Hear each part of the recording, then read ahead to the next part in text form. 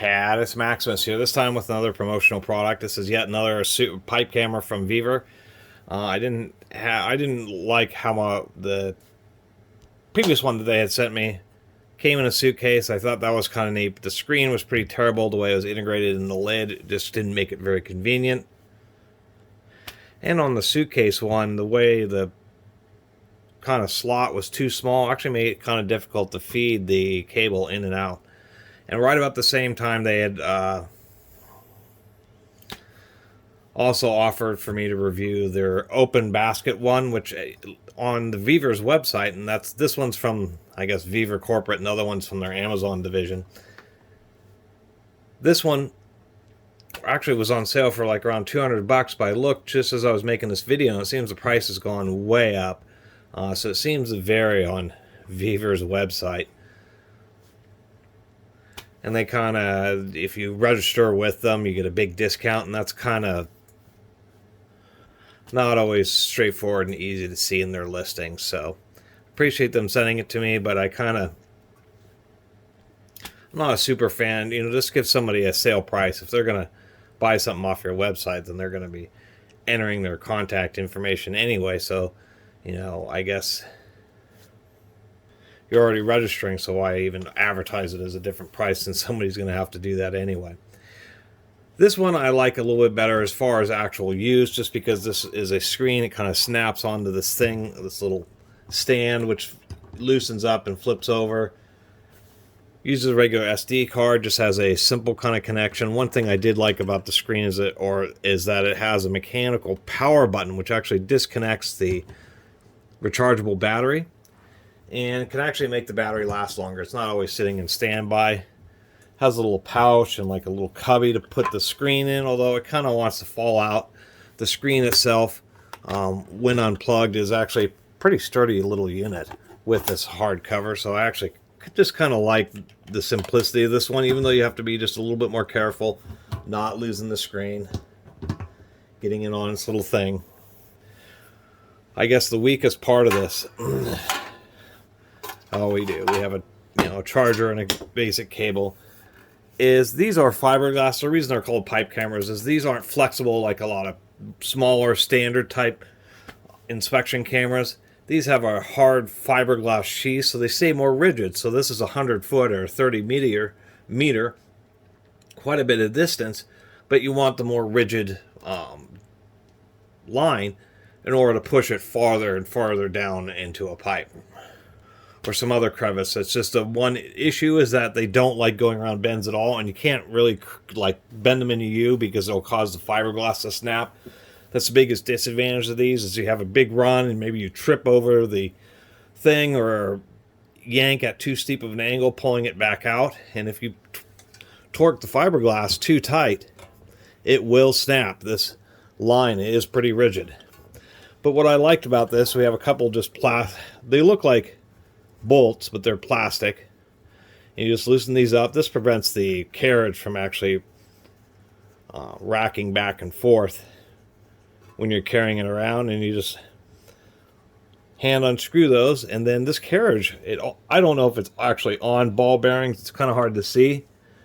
It almost feels like it does. It's really smooth running, and it's just super easy versus that pocket that you had to kind of fight with.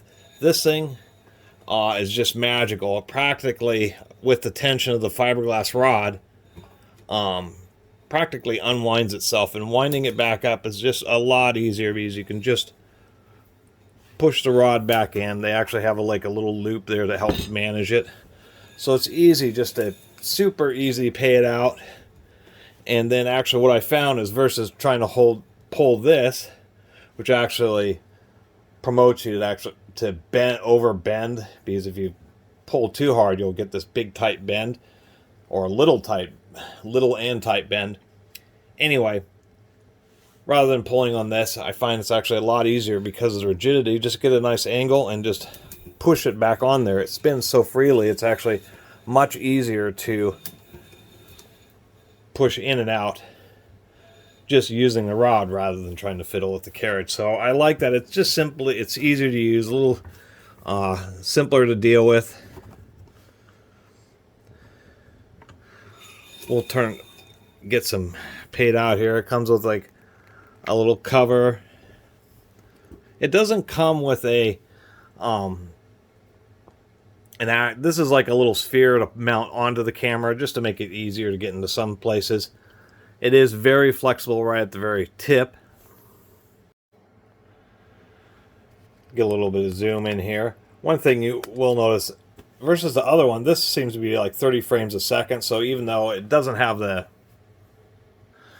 really wide viewing angle, higher quality IPS, it's just versus the one that was in the suitcase, even though it's more protected. The way the screen was mounted, this one you can just turn whatever direction you want. You even have like a little bit of play where you can just take it off and just easily get whatever angle you need to get a nice view of the screen.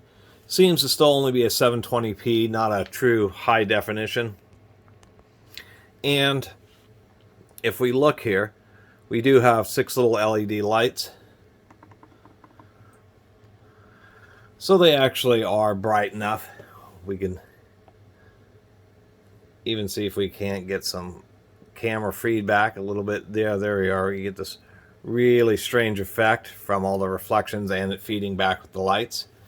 Anyway, besides that, the only other really thing to say about this unit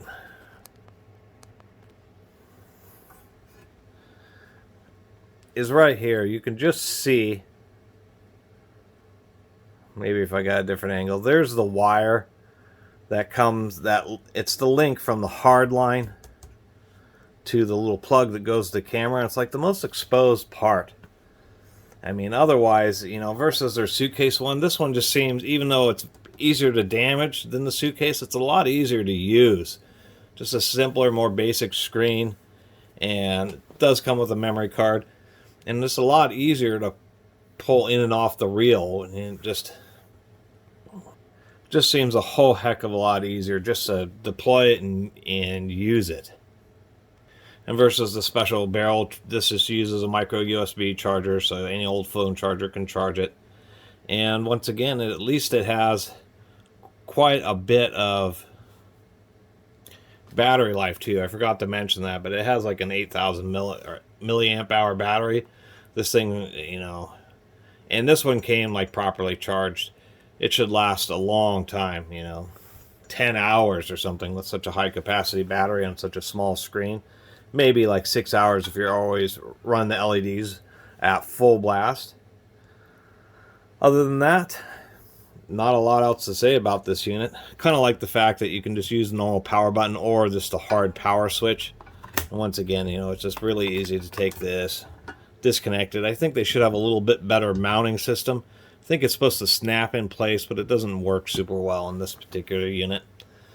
And once again, a waterproof stainless steel head. You know, this is just a threaded pinch fitting, so if you ever have any kind of issues, make sure that's nice and tight. Besides that, pull